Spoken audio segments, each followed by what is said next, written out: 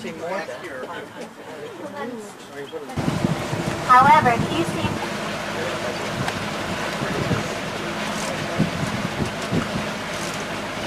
miles in length, and the type of water that we have here in the river is brackish, which means it's a combination of fresh water and salt water. The salt water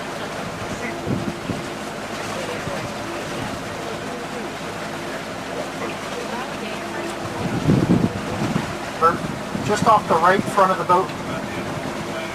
So this large gray bird is starting to make its way towards the main trunk on this large tree that's dipping into the water just up ahead to the right. Has that large yellow bill. Does anyone need help seeing where this bird is? The great blue heron is our largest heron that we have along the river. They can stand up to 4 feet in height with a wingspan up to 6 feet. And we are in mating season. The feather plumage of the birds become much more colorful this time of year, especially with the great blue heron. You can see it's stretching that long head and neck out. When that bird takes flight, it'll tuck that long-headed neck in close to its body in the shape of an S. If it's flying just a short distance, oftentimes it will fly as it's stretched out. When it comes time to roost, that bird will build its nest anywhere from 60 feet in the air all the way down to ground level. So occasionally we'll see that large bird perching. And if you look far off in the distance, that bridge is Prima Vista Boulevard. You have to travel around the south end of River Park Marina to fit underneath that.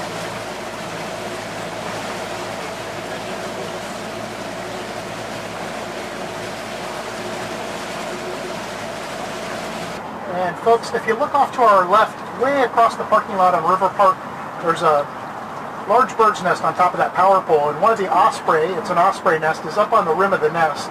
They were both up there momentarily. One of them's gone back down into the center of the nest. If you hear that, does anyone need help seeing where this nest is? As we return to the dock at the end of the trip, we'll get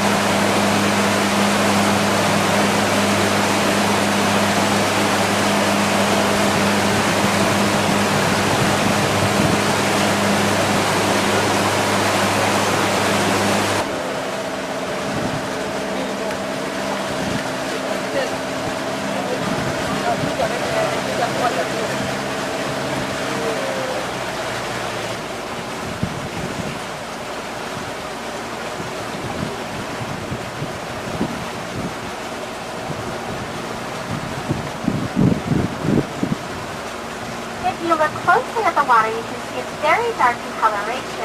This is the tannin, or the breaking down of the leaves. Similar if you were to make tea. Trunk. Sticking up out of the water, great blue heron looks a bit like a statue. Just off the right front of the boat.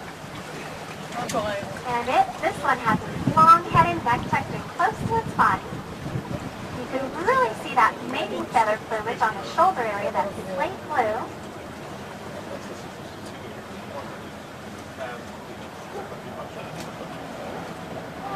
Now notice this. You take my there it goes. Large wings down. Yeah. Smaller and black body with a black head are black vultures. If you follow that right shoreline where you see an opening, that is where the boat chase began. James Bond was chased out of this opening to our right by the character Jaws. The character Jaws pursued James Bond all the way back down the path of the river from where we came from. All the way to the bridges, and at the bridges, that is where the character Jaws was flying over the waterfall. A bit of Hollywood magic.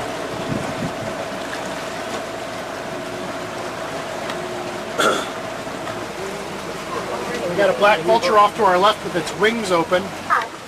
Sorry, we've got a pair of vultures roosting in this tree off to our right here. If you're on the left side, it's a little difficult to see probably. And they're close together. Vultures, they have okay sense of smell, but with the turkey vultures are in the area, they have a much keener sense of smell, and they'll find something to eat, which the black vultures will swoop in and take over once those turkey vultures have found them.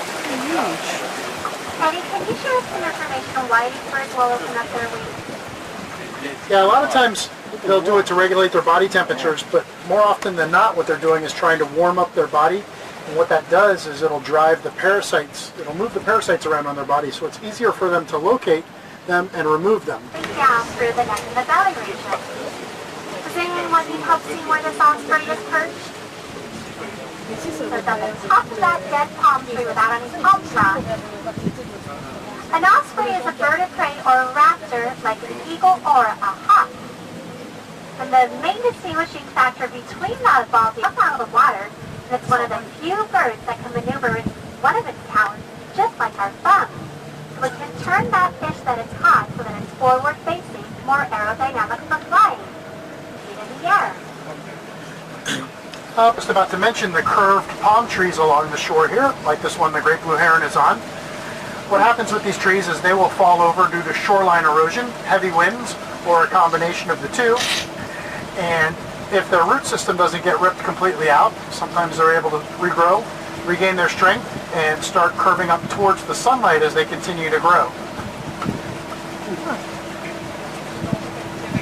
The great blue heron is just up ahead to our right.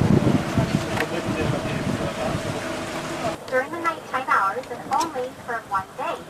For those of you that didn't follow along, if you see where the pink ribbon is on this tree trunk here, follow that trunk up, and just above where it starts meeting the root ball is where that large white flower is. And the moonflower is in the morning glory family.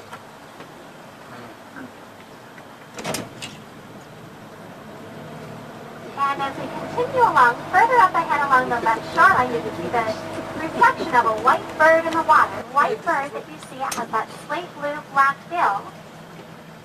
This is a juvenile little blue heron. When it first hatches, it's in the solid white feather plumage that we see here, but after it turns a year of age, it will lose all of its white feathers and grow in its slate blue plumage. As a juvenile, it has lime green legs, where once this bird reaches sexual maturity, they'll turn dark in color. And this tallest tree just to the left of this bird, with the reddish leaves, is the red maple or swamp maple. We do get a little bit of fall color here along the river, not necessarily when it actually feels like fall, however. And another great blue heron up ahead to the right. It's on a tree that's fallen over, sticking out over the water, about a foot above the water. It's blending in very well. That little blue heron will not grow up to be the great blue heron. They are in the same family but different birds. And this great blue heron is further up ahead along the right shoreline on a tree that's fallen over into the water, and it has dead branches behind it, so it blends in perfectly well. Does anyone need help seeing where this great blue heron is? It's just to the left of that low palm tree with all the palm trunks sticking up out of the water.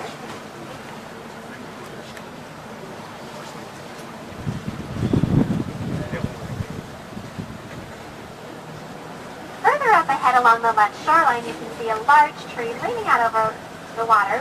On the main trunk of this live oak, you can see a whitey area to our right. Settlers would have taken to go up to White City. As we continue along, you can catch a glimpse of old Florida.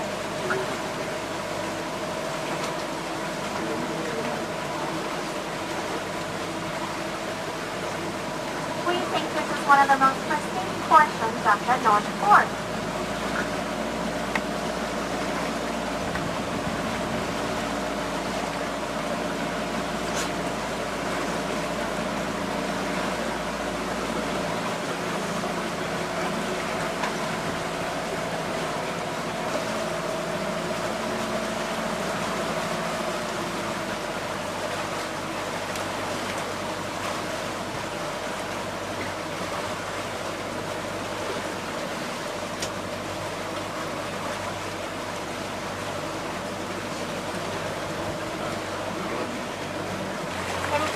Where we get the delicacy parts of palms from.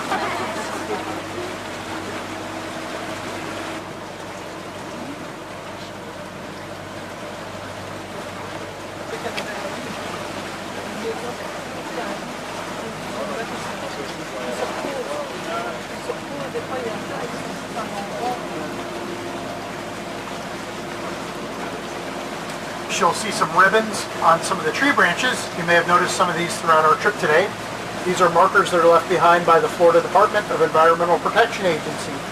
They manage the aquatic preserve here on the North Fork.